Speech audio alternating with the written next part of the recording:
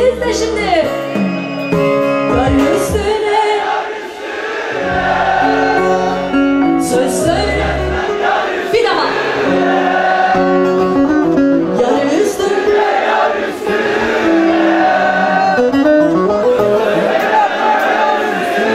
Bravo. Azrail'e boyun eğmem, ölüm gelsin baş üstüne, ölüm gelsin baş üstüne.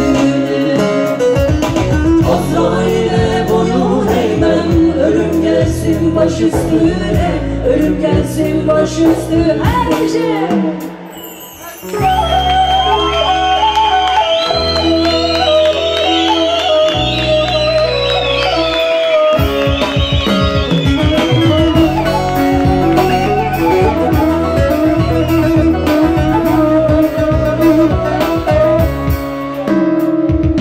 Dağ yanımı düze verdim, Dersim'den geliyorum. Bir yiğide canım dedim, canım gibi seviyorum, canım gibi seviyorum.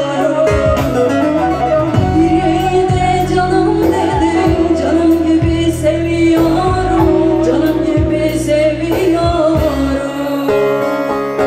Kara bulutlar üşüsün, geçit vermesin uzaklar.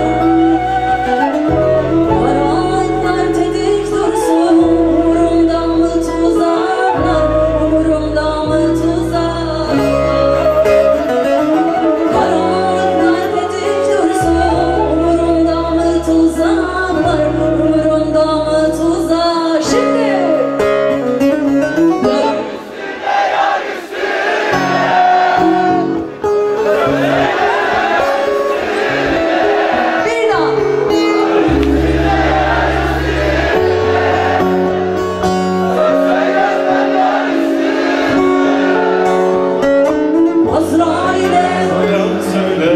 ölüm gelsin baş üstüne, ölüm gelsin baş üstüne. Azrail'e selam söyle, ölüm gelsin baş üstüne, ölüm gelsin baş üstüne.